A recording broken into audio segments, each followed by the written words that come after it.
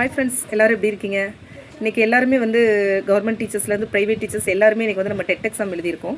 So TET exam வந்து ரொம்ப சூப்பர்னு சொல்ல முடியல, நார்மலாக நம்ம சொல்லிக்கலாம். ஸோ இன்றைக்கி தமிழில் வந்து என்னென்ன ஆன்சர் இருக்குது அப்படிங்கிறத நம்ம சேனலில் போடுறோம்.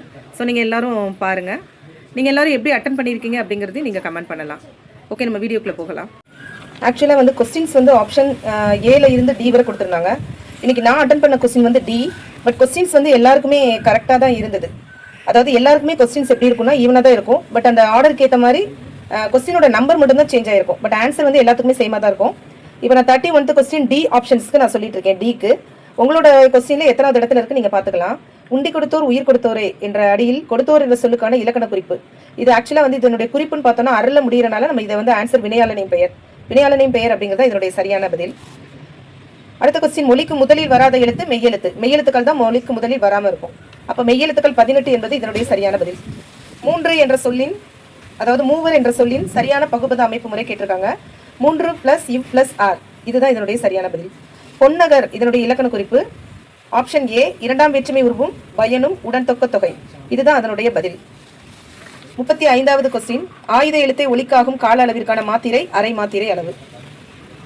36வது விடை, பகைவென்றாலும் எனும் சொல்லை பிரித்தெழுத கிடைப்பது பகைவன் பிளஸ் என்றாலும். அடுத்த கொஸ்டின், வல்லினம் மிகும் இடங்களில் 1 உவமை தொகை. வல்லினம் மிகும் இடங்களில் 1 உவமை தொகை. 8 பொருளிலும் வரக்கூடிய இடைச்சொல் அப்படின்னு பார்த்தா ஓங்கிற இடைச்சொல் தான் 8 பொருளிலும் வரக்கூடிய இடைச்சொல். குவி மொட்டு இதனுடைய இலக்கண குறிப்பு வினைத்தொகை. 3 காலங்களிலும் வரும், அதனால இது வந்து நம்ம வினைத்தொகைன்னு எடுத்துக்கிறோம். பகுபத உறுப்புகளில் அடங்காமல் 7வது உறுப்பாக வரக்கூடிய புறத்துறுப்பை எப்படி அழைக்கலாம் அப்படின்னா எழுத்துப்பேரு. ஈரெழுத்து சொற்களாக அமையும் குற்றிய லுகரம் கேட்டிருக்காங்க. ஆக்சுவலாக ஈரெழுத்து அப்படின்னு வரும்போது நெடில் தொடராக தான் வரும். அதனால ஆப்ஷன் அப்படின்னு பார்த்தோம்னா நமக்கு வந்து பி ஆப்ஷன் சி மட்டும்தான் சரியான பதிலாக இருக்கு. ஸோ இதுதான் அதனுடைய சரியான விடை.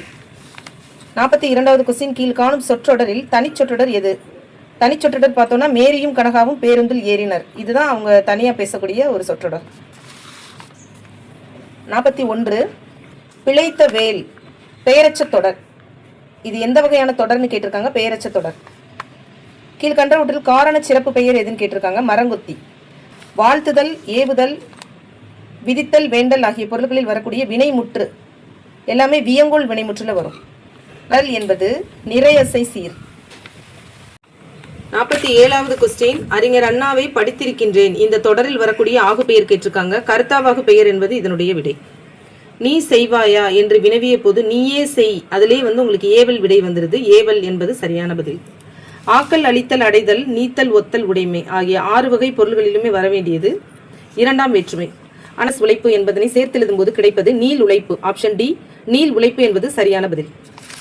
51வது கொஸ்டின், செற்றவர் என்ற சொல்லினுடைய இலக்கண குறிப்பு அருள முடியறனால வினையாளனையும் பெயர். பொறுத்துக்க பாருங்க. பொறுத்துக்களை ஃபர்ஸ்ட் வந்து காக்கொன்றுக்கு என்ன கொடுத்துருக்காங்கன்னா தொகுத்தல் விகாரம்.